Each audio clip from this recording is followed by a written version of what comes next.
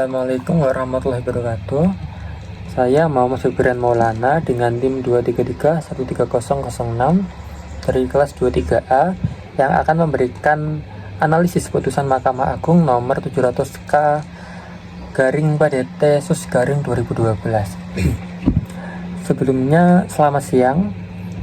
Pada kesempatan kali ini saya akan membahas mengenai analisis putusan Mahkamah Agung nomor 700K garing PDT sus garing 2012 yang berkaitan dengan perkara kepeditan antara PT Prima Jaya Informatika dengan PT Telekomunikasi Seluler atau Telkomsel.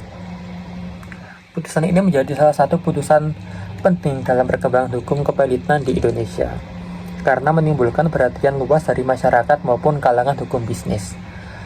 Hal tersebut disebabkan karena Telkomsel sebagai salah satu perusahaan telekomunikasi terbesar di Indonesia sempat dinyatakan pailit oleh pengadilan niaga. Namun kemudian putusan tersebut dibatalkan oleh Mahkamah Agung. Dalam video ini, saya akan menjelaskan 3 hal utama. Pertama, mengenai kronologi dalam kasus permasalahan yang terjadi. Lalu yang kedua, bagaimana jalannya kasus sampai pada tingkat Mahkamah Agung. Dan yang ketiga adalah analisis putusan tersebut dan perspektif hukum kepailitan di Indonesia. Dengan memahami kasus ini, kita dapat mengetahui bagaimana batas antara sengketa, kontrak, atau wan prestasi dengan perkara kepailitan, serta memahami penerapan undang-undang kepailitan dalam praktiknya. Kita bahas dari nomor 1 tentang kronologi kasus dan pembahasan. Baik, pertama saya akan membahas mengenai kronologi kasus dan pembahasan yang terjadi. Kasus ini bermula dari hubungan kerja sama bisnis antara PT Prima Jaya Informatika dengan sebagai distributor dengan PT Telekomunikasi Seluler atau Telkomsel sebagai perusahaan penyedia layanan telekomunikasi. Kasus ini bermula dari hubungan kerja sama bisnis antara PT Prima Jaya Informatika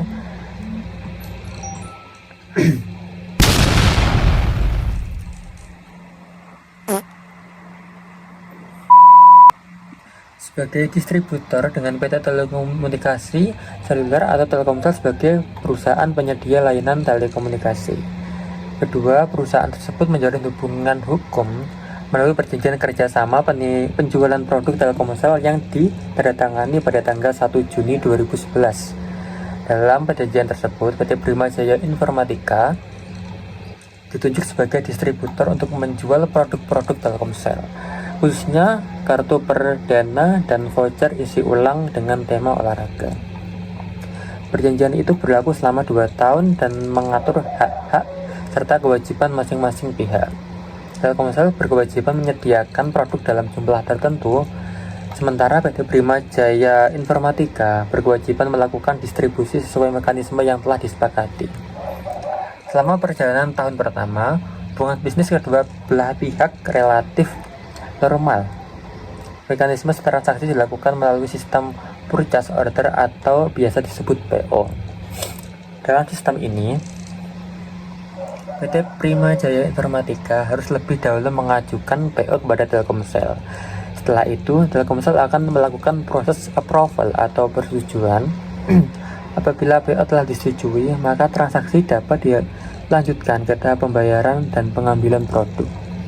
Permasalahan ini mulai muncul pada tahun kedua kerjasama, tepatnya pada bulan Juni 2012. Pada tanggal 20 Juni 2012, PT Prima Jaya Informatika mengajukan PO pertama dengan nilai sekitar 2,5 miliar rupiah. Kemudian pada tanggal 21 Juni 2012 diajukan lagi PO oleh kedua dengan nilai sekitar 3 miliar rupiah. Namun kedua PO tersebut tidak memperoleh approval dari Telkomsel. Melalui surat elektronik atau email, Telkomsel menyampaikan bahwa permintaan alokasi produk belum dapat dipenuhi dan didistribusikan untuk PT Prima Jaya Informatika diberhentikan sementara. Penolakan inilah yang kemudian menjadi sumber sengketa antara kedua pihak. PT Prima Jaya Informatika beranggapan bahwasanya tindakan Telkomsel bertentangan dengan isi perjanjian kerjasama yang masih berlaku. Menurut pihak Primajaya, penolakan terhadap PO tersebut menyebabkan kerugian dan menimbulkan kewajiban yang seharusnya dipenuhi oleh pihak Telkomsel. Total nilai purchase order yang tidak disetujui tersebut mencapai sekitar 5,2 miliar rupiah. Sebelum membawa perkara ke pengadilan, PT Primajaya Informatika terlebih dahulu mengirimkan somasi atau peringatan kepada Telkomsel pada tanggal 28 Juni 2012 agar Telkomsel melaksanakan kewajibannya sesuai perjanjian yang berlaku. Namun, hingga batas waktu yang telah ditentukan, Telkomsel tidak memenuhi tuntutan tersebut. Selain itu, PT Primajaya Informatika menyatakan bahwa Telkomsel memiliki kewajiban kepada pihak lain yaitu PT Exxon Media Indonesia. Dengan demikian, menurut PT Jaya Informatika, syarat adanya lebih dari satu kreditor telah terpenuhi.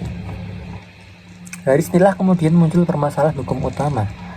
Permasalahan utamanya bukan hanya soal ada atau tidaknya kerugian, melainkan apakah penolakan PO yang belum memperoleh persetujuan dari dapat dianggap sebagai untung yang telah jatuh tempo dan dapat ditagih sehingga dapat dijadikan dasar permohonan pilot.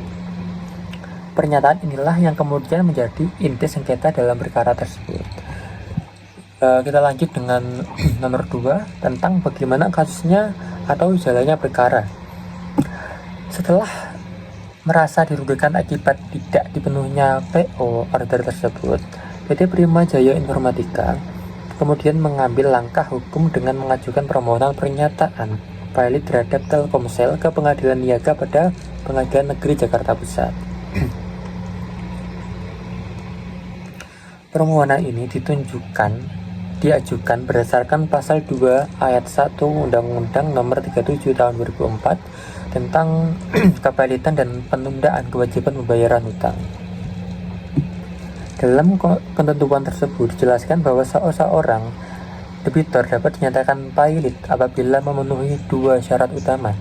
Pertama, memiliki 2 atau lebih kreditor, dan yang kedua, tidak membayar sedikitnya 1 utang yang telah jatuh tempo dalam. PT Primajaya Informatika meyakini bahwa kedua unsur tersebut telah terpenuhi. Menurut pihak pemohon, Telkomsel memiliki kewajiban yang lahir dari hubungan kerjasama distribusi yang telah berjalan sebelumnya. Ketika Telkomsel menolak approval terhadap PO, tindakan tersebut dipandang sebagai kegagalan memenuhi kewajiban kontraktual. Pihak Primajaya kemudian menghitung nilai dari PO yang tidak dipenuhi tersebut sebagai hutang dengan total sekitar 5,2 miliar rupiah. Selain itu, mereka juga menyebut adanya kreditor lain yaitu PT Exxon Media Indonesia yang menurut mereka memiliki tagihan terhadap Telkomsel dengan nilai yang cukup besar. Dengan adanya 2 kreditor dan adanya utang yang dianggap telah jatuh tempo, PT Primajaya Informatika berpendapat bahwa Telkomsel memenuhi syarat untuk dinyatakan pilot. Namun, Telkomsel menolak seluruh argumentasi tersebut. Menurut Telkomsel, pernyataan ini bukan perkara utang dalam pengertian hukum kepalitan, melainkan sengketa pelaksanaan perjanjian atau wan prestasi. Telkomsel menjelaskan bahwa sistem transaksi yang digunakan dalam kerjasama distribusi mensyaratkan adanya approval terlebih dahulu terhadap setiap PO yang diajukan. Artinya, ketika suatu PO belum memperoleh persetujuan, maka transaksi belum dianggap terjadi secara final. Dengan demikian, menurut Telkomsel belum ada kewajiban pembayaran dan otomatis belum ada utang yang telah jatuh tempo. Selain membantah soal utang, Telkomsel juga mengangkat masalah forum penyelesaian sengketa. Dalam isi perjanjian kerjasama sebenarnya telah diatur bahwa apabila terjadi perselisihan, maka penyelesaian dilakukan melalui Pengadilan Negeri Jakarta Selatan.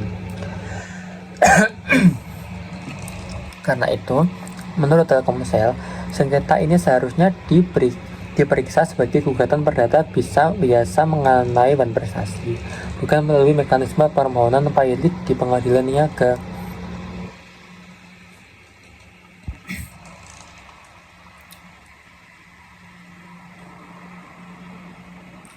Meskipun demikian, setelah pemeriksaan permohonan dan bukti-bukti yang diajukan para pihak, Pengadilan Niaga pada Pengadilan Negeri Jakarta Pusat justru mengambil keputusan yang cukup mengejutkan. Majelis Hakim Pengadilan Niaga mengabulkan permohonan PT Primajaya Informatika dan menyatakan Telkomsel dalam keadaan pilot.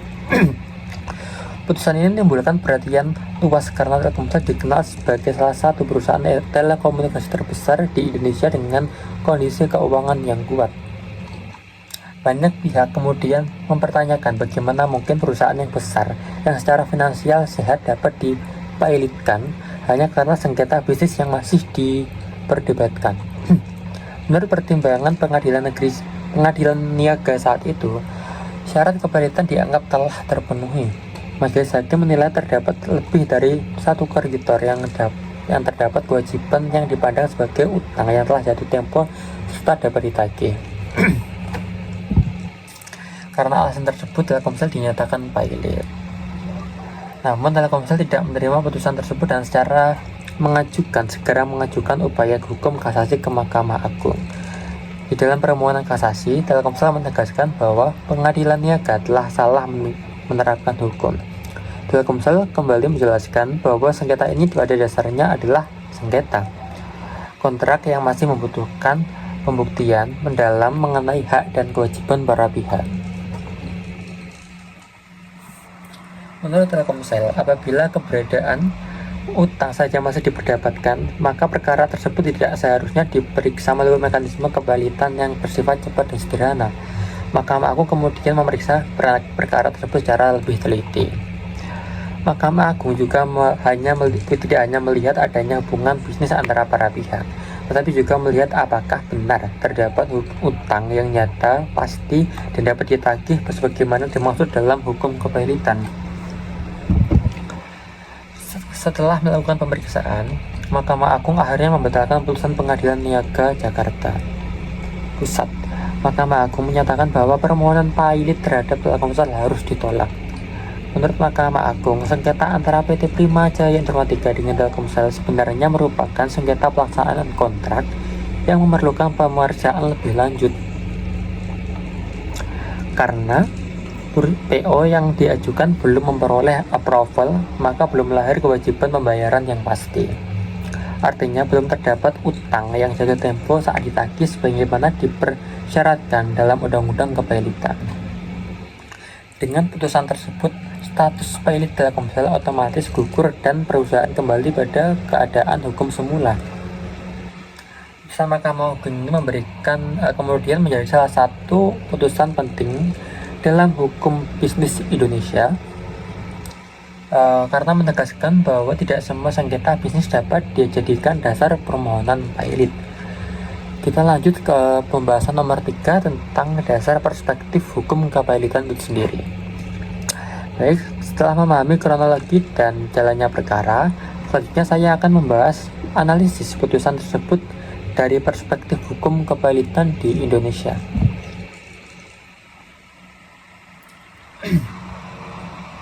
Menurut saya, perkara Telkomsel ini menjadi menarik karena memperlihatkan adanya perbedaan antara sengketa kontrak biasa dengan sengketa kepilotan. Untuk memahami alasan Mahkamah Agung membatalkan putusan Pengadilan Niaga, kita perlu melihat terlebih dahulu ketentuan undang-undang, ketentuan hukum yang menjadi dasar perkara ini, yaitu Undang-Undang Nomor 37 Tahun 2004 tentang kepilotan dan penundaan kewajiban pembayaran hutang. Dalam pasal 2 ayat 1 ini, undang-undang tersebut dijelaskan bahwa debitur dapat dinyatakan pilot apabila memenuhi syarat tertentu. Terdapat dua syarat utama. Yang pertama, debitur harus mempunyai 2 atau lebih kreditor. Yang kedua, debitur tidak dibayar sedikitnya satu hutang yang telah jatuh tempo dan dapat ditagih. Dari ketentuan tersebut dapat kita pahami bahwa kepilotan bukan sekedar karena adanya kerugian atau konflik bisnis, tetapi juga benar-benar terdapat hutang yang secara hukum telah jelas dan wajib dibayar. Dalam kasus Telkomsel sendiri, unsur pertama mengenai adanya lebih dari satu kreditor sebenarnya bukan masalah utama. PT Prima Jaya Informatika menyatakan bahwa selain dirinya, terdapat kreditor lain yaitu PT Exxon Media Indonesia sebagai secara formal, sehingga secara formal adanya lebih dari satu kreditor dianggap terpenuhi. Namun permasalahan utama justru terletak pada unsur kedua, yaitu apakah benar Telkomsel memiliki hutang yang telah jatuh tempo dan dapat ditagih. Disinilah muncul perbedaan pandangan antara PT Prima Jaya Informatika, Pengadilan Niaga, dan Mahkamah Agung. Menurut PT Prima Jaya Informatika, dua PO yang tidak disetujui Telkomsel telah menimbulkan kewajiban pembayaran. Karena kewajiban itu dianggap tidak dipenuhi, maka menurut mereka lahir hutang dengan nilai sekitar 5,2 miliar rupiah. Akan tetapi Mahkamah Agung memiliki pandangan yang berbeda. Mahkamah Agung menilai bahwa PO yang sebelum memperoleh approval belum menghasilkan transaksi yang final. Artinya, hubungan hukum yang terjadi belum sampai pada tahap melahirkan kewajiban pembayaran yang pasti. Menurut saya, pertimbangan Mahkamah Agung ini cukup penting karena dalam praktik bisnis, PO pada dasarnya merupakan permintaan pemesanan yang masih memerlukan persetujuan dari pihak lain. Apabila approval belum diberikan, maka transaksi belum sepenuhnya mengikat. Karena itu belum tepat apabila penolakan terhadap PO langsung dianggap sebagai hutang yang telah jatuh tempo. Selain mengenai unsur-unsur hutang, perkara ini juga berkaitan dengan prinsip pembuktian sederhana atau yang dikenal dengan istilah pembuktian sumir. Dalam hukum kepalitan Indonesia, pembuktian sederhana merupakan prinsip yang sangat penting. Hal ini diatur dalam pasal 8 ayat 4 Undang-Undang Kepalitan yang pada pokoknya menyatakan bahwa permohonan pilot dikabulkan apabila syarat kepalitan terbukti secara sederhana. Pembuktian sederhana berarti hakim tidak melakukan pemeriksaan mendalam seperti dalam gugatan perdata biasa. Hakim hanya memeriksa apakah secara cepat dan jelas memang terdapat hutang yang jatuh tempo dan adanya lebih dari satu kreditor. Prinsip ini dibuat agar perkara kepalitan dapat diproses secara cepat dan melindungi kepentingan ekonomi para kreditor. Namun karena prosesnya cepat, maka syarat kepalitan harus benar-benar jelas. Dalam kasus Telkomsel sendiri, justru keberadaan utang masih diperdebatkan. Hakim perlu menafsirkan isi perjanjian, memahami mekanisme approval, dan menentukan apakah Telkomsel memang wajib menyetujui PO tersebut. Dan menurut saya, keadaan seperti ini menunjukkan bahwa sengketa tersebut tidak sederhana. Perkara yang membutuhkan interpretasi kontrak dan memberikan mendalam seharusnya diselesaikan melalui gugatan wan prestasi, bukan melalui mekanisme kepalitan. Disinilah kita dapat melihat perbedaan penting antara wan prestasi dan kepalitan. Wan prestasi merupakan keadaan ketika ada satu pihak dalam perjanjian tidak melaksanakan kewajibannya sesuai kesepakatan yang telah disetujui. Penyelesaian dilakukan melalui gugatan perdata biasa agar hakim dapat memeriksa seluruh fakta secara lebih rinci dan jelas. Sedangkan kepalitan bukan forum untuk menentukan siapa yang benar dan siapa yang salah dalam kontrak. Kepalitan adalah hukum yang menyelesaikan masalah hutang yang nyata dan tidak dibayar. Menurut saya, apabila semua sengketa kontrak yang langsung dijadikan dasar permohonan pilot, maka hukum kepalitan berpotensi disalahgunakan sebagai alat tekanan bisnis, dan perusahaan yang sebenarnya sehat dapat menghadapi ancaman pilot hanya karena sedang mengalami sengketa kerjasama. Hal ini tentu dapat menimbulkan ketidakpastian hukum dan mengganggu iklim usaha. Karena itu, saya menilai bahwasanya Mahkamah Agung sudah tepat karena membatalkan putusan Pengadilan Niaga. Mahkamah Agung berhasil menempatkan hukum kepalitan sesuai fungsinya.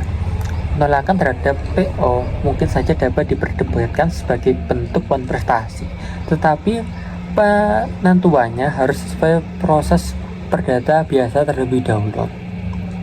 Selain itu, putusan Mahkamah Agung juga memberikan pesan penting bagi dunia bisnis Indonesia. Putusan ini menunjukkan bahwa ancaman kepalitan tidak boleh digunakan sebagai alat negosiasi atau sarana memaksa pihak lain dalam sengketa kontrak. Harus ada hutang yang nyata, jelas, dan dapat dibuktikan secara sederhana. Dan menurut saya, inilah yang penting dalam putusan nomor 704K garing PDT Sus 2012. Putusan tersebut tidak hanya menyelesaikan sengketa antara Telkomsel dan PT Prima Jaya Informatika, tapi juga memberikan pedoman bagi penerapan hukum kepalitan di Indonesia agar tetap adil dan tidak disalahgunakan oleh pihak lain. Nah, sebagai penutup, dapat kita simpulkan bahwasanya perkara antara PT Prima Jaya Informatika dan Telkomsel pada dasarnya merupakan sengketa pelaksanaan kontrak, bukan sengketa uang dalam arti sengketa utang dalam arti hukum kepalitan. Mahkamah Agung menilai bahwa PO order yang belum memperoleh approval belum menimbulkan utang yang jatuh tempo dan dapat ditagih. Karena keberadaan utang masih memerlukan pembuktian lebih lanjut, maka perkara tersebut tidak memenuhi prinsip pembuktian sederhana sebagaimana dipersyaratkan dalam Undang-Undang Kepalitan. Oleh karena itu, keputusan Mahkamah Agung membatalkan putusan PAI terhadap Telkomsel dapat dipandang tepat secara yuridis dan penting untuk menjaga kepastian hukum dalam dunia usaha itu sendiri. Demikian pemaparan saya mengenai putusan Mahkamah Agung nomor 704K garing PDT Sus garing 2012. Terima kasih atas perhatiannya dan wassalamualaikum warahmatullahi wabarakatuh.